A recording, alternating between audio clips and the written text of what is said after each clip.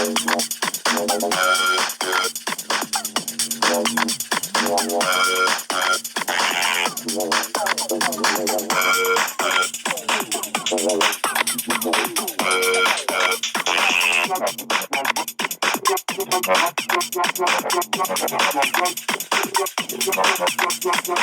everybody. Mary Brown here, aka Pterodactyl. Welcome to the Pterodactyl's Nest channel. Tonight, we're going to be doing a short review of Mystic Monday's The Crystal Grid deck, an 80 card deck to charge your intentions by Gracie Duong. Okay, and this is a deck I've had for a while. Use the power of crystals to tap into your intuition and supercharge your intentions. Created by Grace Duong of Mystic Mondays, the Crystal Grid deck uses beautiful, vibrant illustrations to channel the magic of 80 gemstones, from rose quartz and lapis lazuli to amethyst and tiger's eye. These deluxe hexagonal cards fit together, allowing you to amplify your intention setting by creating grids. An enclosed fold-out poster shows all 80 crystals together and includes directions for creating spreads all on your own. This deluxe set includes 80 full-color crystal cards, 11 by 13-inch fold-out poster with spread instructions, and a magnetic closure keepsake box. This was put out in 2020, and let's take a look at it. You know, I got it when it first came out. I was pretty excited about it. Here is the box. Nice, like they said, magnetic lid enclosure there. Here's the pull-out. And then here are the 80 crystal cards. We'll look at those in a minute. It has a little velvety black plastic pull-out thing, so you can, empty, take this out and even keep crystals with your crystal cards if you want to, or whatever else you might want to keep. So there's the box, and it has this kind of holographic back like that. That's kind of cool. And there we go. So that's the box. Here are the cards. They are hexagonal. There are 80 of them. Okay. And before we get too far into them, the idea is like there's a picture of a crystal in the front, and then there's information about that crystal in, on the back, along with, associations with it, like planets and astrological signs, some chakra information, that kind of thing. When you look at the fold-out book that comes with it, just shows you all 80 cards and their associated chakras. I don't know if you can see that, so these are the ones associated with the crown, the third eye, the throat chakra, heart, solar plexus, sacral, and root chakra. And then on the back, you have ideas for crystal spreads. Pull crystal spreads to gain clarity and to charge up specific aspects of your life. You can purposefully choose which crystal goes in each placement, or draw the card at random, and give ideas for weekly, monthly crystal grids here, or build your own spread. New moon, full moon ritual there. You can draw a crystal of the day, how you can use them to supplement tarot and oracle readings. It just says pull a crystal card, add that to the energy of your tarot or oracle readings. How to use the cards here, directions, ground yourself and clear your mind. Meditations recommended. 2, set your intention, write it down, place it beside your crystal grid. Create a sacred space for your crystal grid where it will be safe and undisturbed. Crystal grids work best if charged over a period, and you can continue to build your grid over time if you need to. Choose your crystals by pulling specific cards or drawing them randomly. The right cards will show up for you. Place the cards to form a grid. The hexagonal cards will always connect to each other, so feel free to build your own crystal grid or follow any of the suggested rituals on this poster to get started.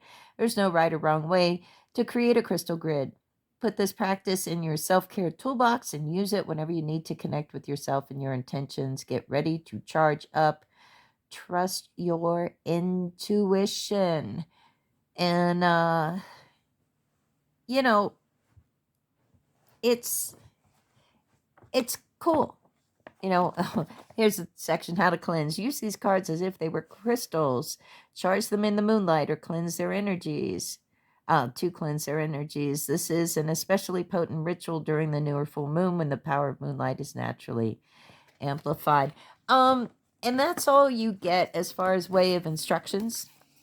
Now, the hexagonal shape, I think it really does make sense for a deck where you're supposed to use the cards to create a grid. To give you an example, let me just move these around a little bit. So, it's like that. You lay one down, and what they mean by connecting, because of the sides like always sort of line up with each other.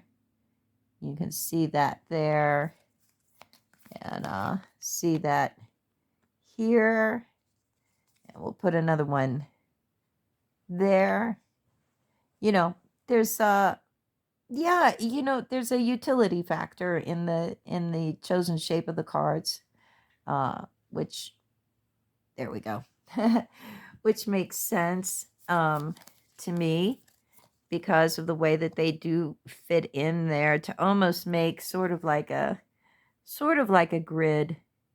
Obviously, when you're using real crystal stones, you have a lot more flexibility than you do with cards. But, that's almost like the seed of life kind of looking design there. And so ideally, say I did just choose those at random. So what might this grid be about? I look at the one in the middle, and that's where we have the information on the back of the cards: Tanzine or Quartz. Enchantment, cosmic alchemy, cosmic alignment is here. Tanzine aura quartz brings equilibrium to our multidimensional states, melding mind and body for spiritual balance. With indigo rays vibrating high, this stone heightens the ability to see and communicate beyond this world. Tanzine aura quartz gently opens your crown chakra, creating a channel between the divine and your body. Made from the rare metal indium or iridium. And it says, it's hard to say. This crystal brings mystical qualities to a higher understanding of one's metaphysical abilities. You are more powerful than you think, and it's connected to Virgo, Pisces, and Uranus here. So that gives you an idea of how much, what you get with these cards. You get a lot of information about it. Crystals are a lot like tarot cards, right? There's a lot written out there. There's a lot of free information out there. People associate different meanings with different crystals, and there's a laundry list, right? Often, even laundry lists of keywords like there are with tarot cards. Same happens with crystal. So it's okay. I think that's helpful information. That's definitely a limited point of view. If you find a crystal you really want to learn more about, research it some more. There's tons of information out there on crystals, and it goes anywhere from the stuff that is just like the chemical composition, the Mohs hardness scale, the kind of science of the crystal, the scientific information, to the wild and zany healing properties, metaphysical properties, just experiences that people share that they've had with crystals too. So, there's always more information. So I think because it's an 80 card deck and there's thousands of different kinds of crystals on the planet, that's a very conservative estimate. An 80 card deck, your larger number of crystals included per card, I think, is helpful. I think that's helpful. And you may even find yourself even more drawn to certain crystals, or discovering certain crystals using a deck like this. And I think it is a unique deck because it is mainly for gridding. So, but look, here's where it falls short for me, right? we can look at this, that's rainbow Mayanite. I think all of these, this is an agate. When you look at the pictures, the pictures fall short for me. I think I have been spoiled by other crystal decks where they've worked with really brilliant photographers to take pictures of crystals. I love taking pictures of crystals as a hobby. And so I was really disappointed with the artwork in this. I think the shape of the cards, the hexagonal shape, makes perfect sense for a gridding deck. Um, and I think the information on the back is useful and helpful and all of that. But these are just, I don't know if you can really tell how I can show this, but this is basically, these are like stickers put on the cards. They seem to be like they just put stickers on the cards. I mean, they're done, well, but this is desert rose. This one looks kind of like a desert rose. The picture's not so bad, but I mean, some of these pictures of crystals just look ridiculous. Like they just look silly. Like, where was that? Where's the amethyst one? Yeah, this is my beef. I think this is the worst. I think this is just the worst picture I've seen of amethyst ever on a crystal deck. I don't like it. I don't like that they seem to just be stickers on here. The cards themselves are this matte finish, which easily scratch up if you use your, see, I'm like damaging the card right before your eyes, right there. Yeah, they're cheaply made. I would guess, that matte finish is just no good. I mean, it just scratches up. And then you have like literally what seems to be a shiny sticker stuck on here. It's like sort of a picture of a crystal, but I just think this was so cheaply done in a sense, in that way. And this is, this isn't a cheap deck. It's not like you pay like, $20 for this. I feel like it was around 25, 28, something like that. I expected more. I think they probably did it by themselves. What is this? HD Studio, Hatchet Book Group, Avenue of the Americas, runningpress.com. Okay, $26 US, $33 Canadian dollars, printed in China, from runningpress.com. Running Press is the one that put out the little tiny, divination things that you'd find sometimes, like on the little kiosk things and like Barnes and Noble or, other booksellers, So Running Press has put out good products before. They're cute. But this I just don't like the way the art is done. I don't like the way the cards are done. I don't mind the card stock itself. Like to draw something randomly with this deck because there's, words on the back and pictures on the front.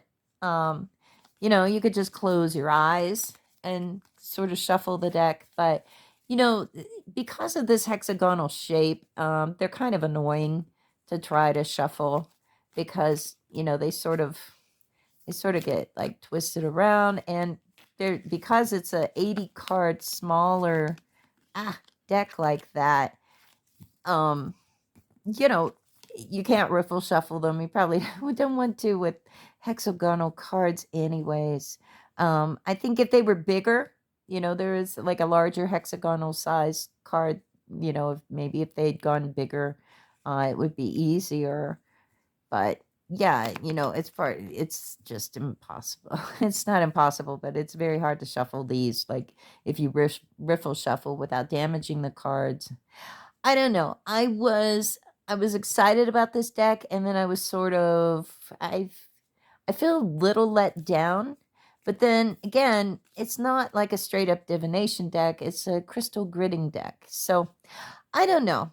If you're interested in making crystal grids and you want to have a lot more variety, but you don't want to buy a lot more stones to do it, this is a good substitute. Definitely you can work with the energy of crystals without having the physical crystal present, for sure. You know, it takes a lot of focus and intention to do that.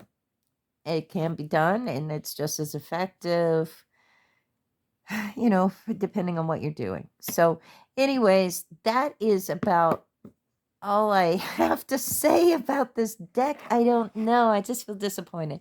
So, I guess if anything, we could look at the crystals that they include. You know, I'll run through those. So, cobalt calcite, cobalto calcite, and it just looks like such a fake picture.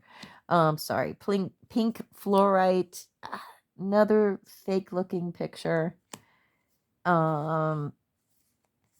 It's this morganite. I love morganite. It's okay. It's just no, it looks fake. The pictures look terrible. Pink halite. This looks terrible for pink halite. I'm sorry. I gotta stop saying this. Okay, cinnabar. Okay, it's all right. Citrine spirit quartz. No comment. Citrine. No comment. It's about like the amethyst one was. Hematite. I think this is a terrible picture of hematite. I really do. Green aventurine. Looks so fake. Terrible picture. Green calcite. Okay, another fake looking picture. Jade. Not that great. Amazonite. I'm not going to say anything. Cuprite. Terrible. Sunstone. It's actually not too bad for the sunstone one. Red jade. I don't like it. Wavelite. I don't know. Watermelon tourmaline. It's okay, I guess. Blue obsidian. Don't get me started. Emerald. No. Lepidolite. No. Amethyst. Again, I don't like that photo of amethyst. Agate. It's okay. Not that thrilled. Rainbow Mionite. I like the picture, but I don't know.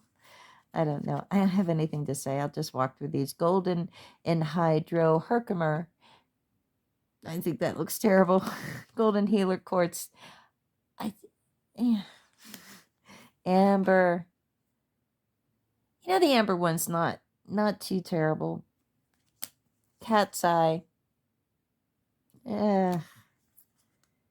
Tiger's eye. It's all right. It's all right. Blue lace agate.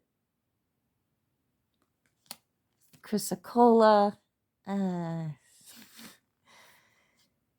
Malachite. Okay, this is maybe the one picture I actually do like, the malachite.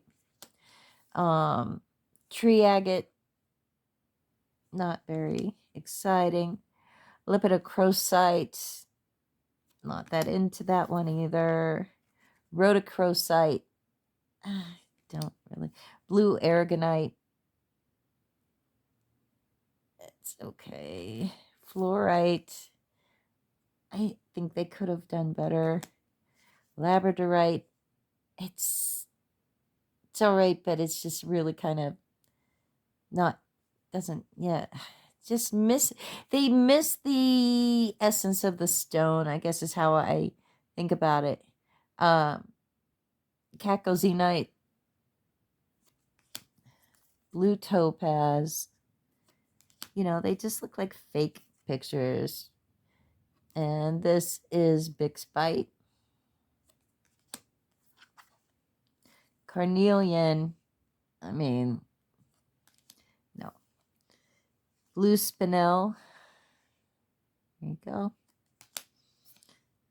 Snakeskin agate. Desert rose. You know, it's like sort of looks a lot like it, and that's the one we looked at here. Tanzine or quartz. We've already seen that one. Wolfenite. Selenite. The selenite one's actually not bad. Rose quartz, I think, totally misses the mark. Rhodonite. Kunzite.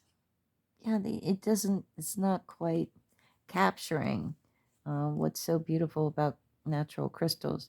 Chorite and ametrine looks really fake to me. It's sulfur. Sulfur actually is that yellow sometimes. So I'm like, I'm kind of okay with the sulfur card. I'm like, yeah, my piece of sulfur kind of looks like that.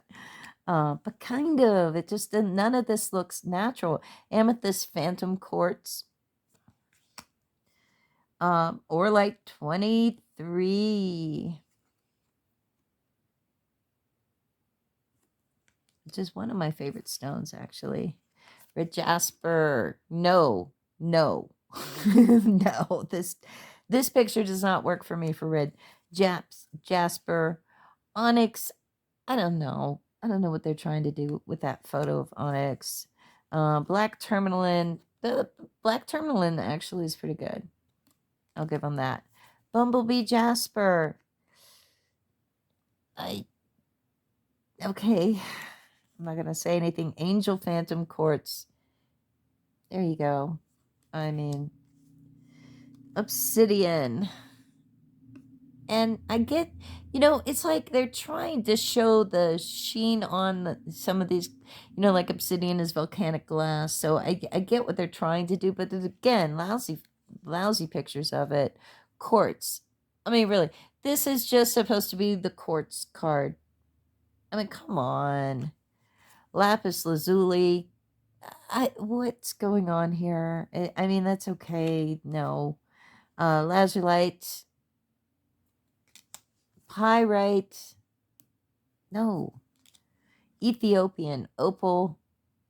Okay. Calcite. No. Rainbow ore quartz. Oh, kyanite. Actually, the kyanite one isn't bad either. Septarian.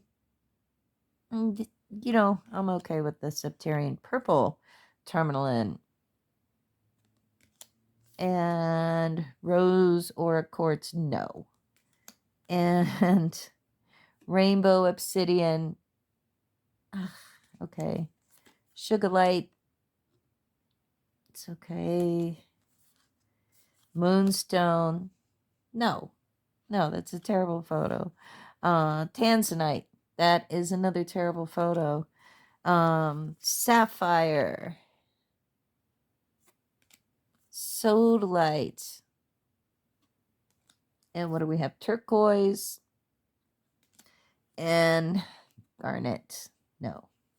Yeah, so that is my major beef with this deck. Otherwise, it's pretty useful. Yeah, I still work with it. I still use it. I'm glad I got it to an extent. I wish that they would, I wish somebody would do a better version. But those are at least all the crystals that come up. And so if nothing else, what you might find this deck helpful with is just learning about these particular 80 stones, instead of using the internet, buy a $26 deck of cards that weren't done that great, and learn about them that way. So anyways, there you have it. That is my review. I don't hate it. I don't love it. I wish it was better, but I'm glad they made it. The Crystal Grid deck. Thanks for watching, everybody. Bye-bye.